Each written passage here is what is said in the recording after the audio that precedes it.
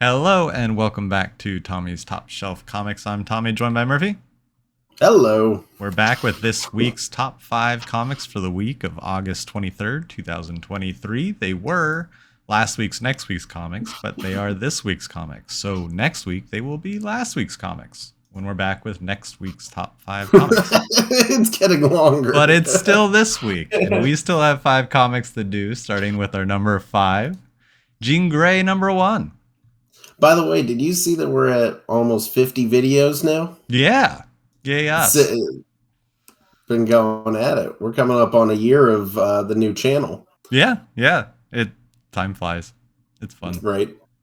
All right, well, Jean Grey number 1. At number 5, superstar creators take Jean Grey's legacy to fiery new heights. After the events of the Hellfire Gala, Jean's life is in shambles. Mutant kind is in dire straits, and there's nothing this founding X-Men can do. She'll have to save herself first, and that means looking into her past for the moment when it all went wrong, in a desperate attempt to save her and all Krakoa's future. Legendary writer Louise Simonson returns to the X-Men with a story full of fan-favorite moments, heart-rending revelations, and pulse-pounding devastation. I always like Jean Grey stories. I feel like... Yeah, I think so, too, because, she's so powerful. Yeah, and she gets a X-Men event, like a Phoenix kind of event every, 4 or 5 years? Yeah, something like that. I feel like she doesn't very often get her own book, and I hope this one lasts. It'll probably only go like 13 issues, but that's the way X-Men books go, right? Honestly, Louise Simonson being on it, that's a pretty big name. Sure. And then, every year the X-Men go through a major thing. Yeah. So in 12 months, Murphy, we'll have a Hellfire Gala. I don't think we will, dude. No? You think Hellfire Gala up on the Fall of X, dude? Okay. It's all bad. You filled me in a little bit. It's all bad. Wasn't the previous years all bad? No, not this bad. Like something happened, but it was all pretty PG stuff, and Jean Grey's in a tough spot, so it's definitely going to be interesting knowing, without spoiling anything, seeing where they pick up from the Hellfire Gala. Yeah, and then I'm assuming there's going to be some psychic shenanigans, right? Right, there always is. It's the X-Men. Always. Moving on to number 4, we got the Penguin number 1. Revenge is for the birds. After retiring to Metropolis following his death, Oswald Cobblepot finds himself forced back into the unpredictable and violent Gotham City underworld as a pawn for the United States intelligence community. Gotham's criminal element has been evolving since he was last in the city, with his bastard twin children ruling the Iceberg Lounge. And what of the man he framed for his death? Batman? Is the Penguin walking into a death sentence? From award-winning and best-selling writer Tom King and artist Raphael De La Torre comes a bloody, hard-boiled tale of redemption and revenge. All right. So I know we don't really talk about Tom King's Batman anymore. I know that.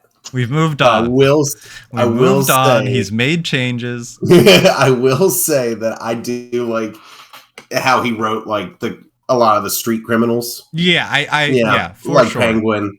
For sure. And that is that a lot. That is absolutely a strength of his, and why you see him do all these other kind of street level. Did the stories. Riddler? He just did that One Bad Day with Riddler. I just think it's gonna be awesome. Yeah. Plus, Penguin's been living a different life recently, so now it's gonna, get thrown back into the fire. So, I think it'll be interesting to see how Tom King does it. Yeah, and the art looks pretty sweet too. Yeah, no, it does. It does. It looks dark and gritty and fun. But now we have our number 3. Believe it or not. Believe it or not. We got Spider-Man. Number 32. So 2 of Spider-Man's villains are forming the deadliest team-up he's ever had to face. But are they after Spidey? Or is he just in the way of something bigger? Patrick Gleason rejoins the Amazing Spider-Man crew for the darkest arc of ASM yet. Now, probably not. But Patrick Gleason coming back is super exciting. Always like exciting. I loved his art on ASM through like the Beyond stuff. Like I loved how he did it.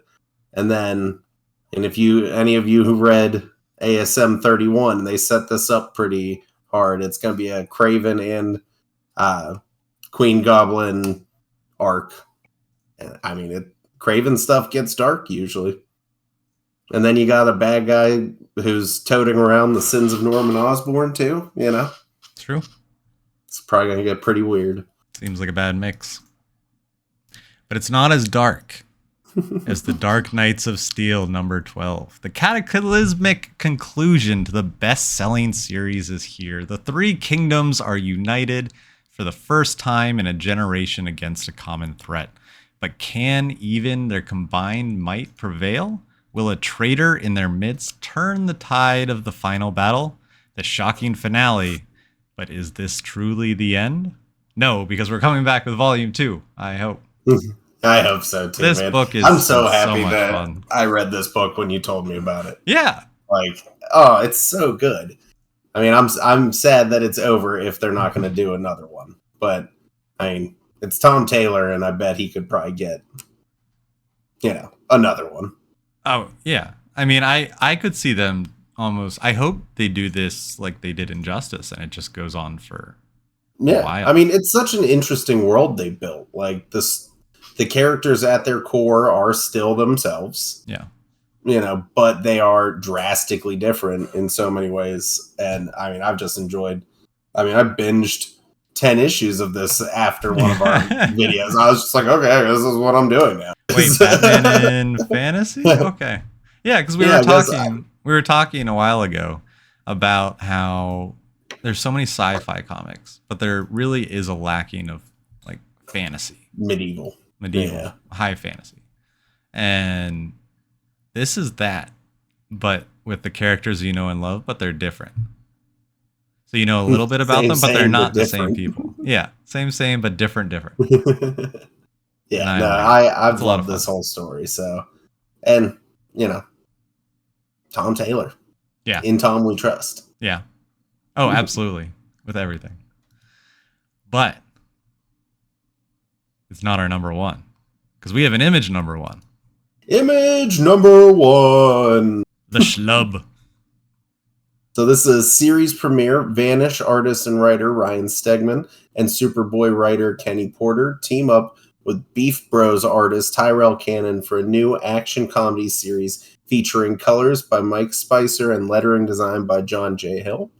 Failing dentist Roger Dalton blames the world for his problems until he is body swapped with the world's greatest superhero. Can Roger save Earth and finally prove to his family he's not a loser? Or are we all doomed?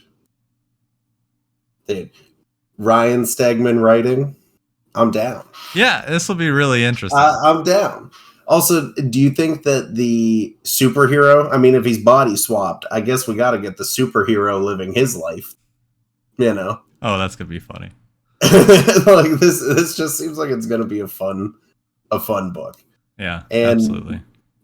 With all the things that Ryan Stegman has done for stories I love. Absolutely. I'll buy it. I'm going to support. Do you think this is the beginning of Ryan Stegman taking the Zdarsky route and starting? So I have read that. Like you can start seeing it. Like, I mean, Vanish. He kind of picked up during like this time where Donny Cates was out a little bit. Yeah. And he's done some writing here and there, and we've talked about it, like with the explosion of creator-owned, content. Yeah. At this point, you can. Like absolutely. Yeah. He has the name. I mean, Zdarsky did it almost like with the big ones, Right. Like he's switched to. His name is why this is our number one. Yeah. Yeah, absolutely. Yeah. If you do it long enough, then now, I mean, with how much you can put out. Yeah, hell yeah. Let's have more artists go into it. And we talked about it recently with another book where the artist started writing. I forget. We have so many top 5s. But no, it's just such an interesting Was it Zdarsky? thing. No. Well, we've talked a lot. Yeah, I know. I was going to say. No, there was someone else recently. Okay. I'll look through it and find out which one we were talking about. But like, it's just such a cool concept that they can do that now. You're not just typecast as that's the artist, Yeah. So I'm definitely super pumped for this one. Plus, it just seems like a fun little story. Absolutely. No, I'm very excited for this one. I think it'll be a lot of fun. All right. Well, to anybody still listening, why don't you put a comment down below about what you think your favorite pick of the week is, or if we missed any, So, you got anything else? Not until these comics are last week's comics. Signing off. Yeah, ending on that. See you next week.